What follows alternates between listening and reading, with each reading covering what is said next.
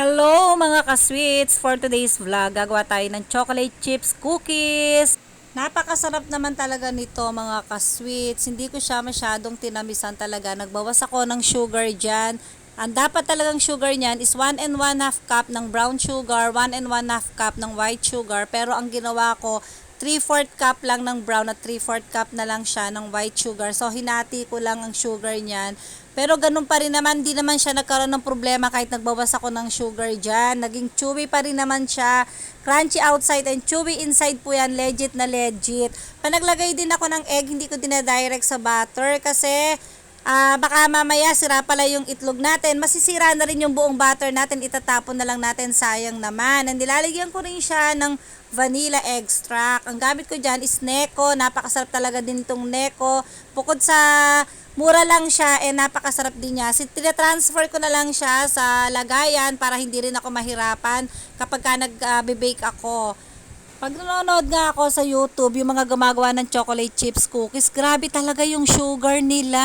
Hindi ko maintindihan bakit ganun kadami. And tinatanong ko nga sa sarili ko, paano pa nila yan nakakain? Ganun ka grabe yung sugar, sobrang tamis. Ako nga minsan, may ginaya din ako sa YouTube na recipe ng chocolate chips cookies. Ginaya ko lahat, sinundan ko lahat. Pati sugar, oh my God, halos hindi na namin siya makain sa sobrang tamis. Hindi na talaga, grabe. Kaya talagang nagsimula noon, natuto na ako. Pag gumagaya ako ng mga recipe, ina-adjust ko, hindi ko lahat ginagaya. Nag-start nga ako na magbenta nitong chocolate chips cookies ko. Nag-start na nga ako ng November, pero dapat talaga December ko lang to talaga inilalabas. Pero since marami na nga din na nag-PM sa akin kung hindi daw ba ako gagawa ng cookies, kaya napaaga yung gawa ko ng cookies. Pero since November talaga na nag-start akong gumawa nito, grabe naman talaga yung order namin. Hindi na talaga kami nawala ng order, almost every day na talaga. Ayan, balang nag-order pala sa akin nito ay si Ninang Baleng, ninang ng anak ko, kapitbahay lang din namin. At actually repeat order niya na to, 30 packs. Nag-order na siya sa akin nung una na 50 packs, tapos nagre-order ulit siya ng 30 packs ulit. Ayan, kaya thank you so much talaga sa'yo, Ninang Baleng.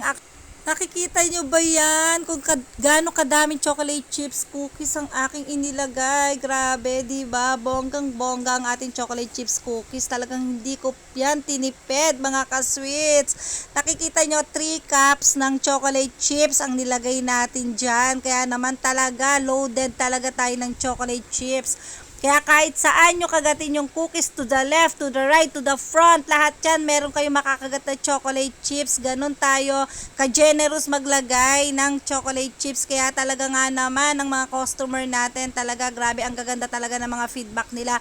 Sabi nga nila na grabe yung cookies ko nga daw, sobrang sarap. Pag kinagat mo, parang gusto mo sunod-sunod na dahil hindi nga daw siya ganun katamis, saktong-sakto lang yung kanyang tamis. Bakit nga ba natin siya lalagyan ng maraming sugar? Ang dami-dami na nga natin nilagay na chocolate chips. Yung chocolate nga lang, napakatamis na niyan. Kaya hindi na natin siya dapat lagyan ng maraming sugar. Kaya kayong mga gagawa dyan ng chocolate chips, meron nga sa akin nag-comment. Sabi niya, sis, bakit ganon? Gumawa ko ng chocolate chips, sobrang tamis. Ayun nga, sabi ko nga, wag mong gayahin yung sugar na nakikita mo dahil hindi yung tama, sobrang tamis talaga. Hindi natin din maintindihan bakit nga ba ganon ang ginagawa nila. Kaya sabi ko, bawasan mo lang yung sugar mo. Ganon din naman ang ginawa ko, binawasan ko lang yung sugar ko. Sugar ng chocolate chips ko dyan. Ayan na, nagbubulol-bulol pa ako sa pagvo-voice over ko, di ba? Nagpapak na nga ako dyan ng para nga sa order ko. Ayan, ang ginagawa ko dyan, 5 pieces per pack. Ayan, di ba nakita nyo, pantay-pantay kasi ginagamitan ko na siya ng molder. And tinitimbang ko pala yan, 20 grams ako per cookies. Ayan, kaya pantay-pantay po yan. Nung una kasi hindi ako gumagamit ng molder. Pero kahit pare-pare sila ng timbang, kapag in-oven ko na sila, pagkaluto nila, iba-iba pa rin yung nagiging bilog nila, iba-iba pa rin yung nagiging size nila. Kaya naisipan ko na lang siya gamitan ng molder. Kaya 'di ba ang ganda, pare-parehas na sila ng pagkabilog diyan. Sobrang napagod nga talaga ako dyan dahil may kasabay nga yan na cake. Habang nagbe-bake ako, nagpapak ako, habang pinapalamig ko dyan yung chocolate chips ko, di ba? Tapos anong oras na yan, mag-icing pa talaga ako ng cake ko. Tatalian ko pa isa-isa.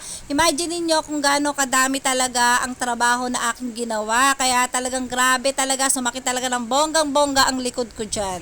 Tapos nag-aayos pa ako ng camera kasi syempre yung camera mo hindi lang siya nasa isang anggulo, palipat-lipat din yan. Tapos syempre itatapat mo rin siya kung saan mo siya ginagawa.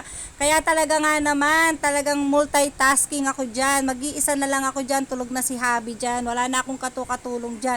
Diba pak? Tapos nagsasalang ako sa oven ko dyan. Nagsasalang pa ako sa oven. Tapos ayan, nagpapak nga. Kaya pagkatapos ko talaga dyan ay grabe, bonggang-bonggang pahinga, natulog talaga ako maghapon. So ayan nga, tapos na nga, pinapak na nga natin, nakalimutan na pa, kung nalagay ko na siya sa lagayan, nakalimutan ko pala na hindi ko pa pala siya napipicturan. Syempre kailangan nating picturean yan para meron tayong pang-post sa ating Facebook, o diba? Meron pa pala akong hindi natalian, buti nakita ko, kung hindi matatapon yan. Pipicturean ko na lang siya dyan and then ibabalot ko na nga lang siya. Ibabalik ko na lang siya ulit. Nabubulol ako. Ano ba yan?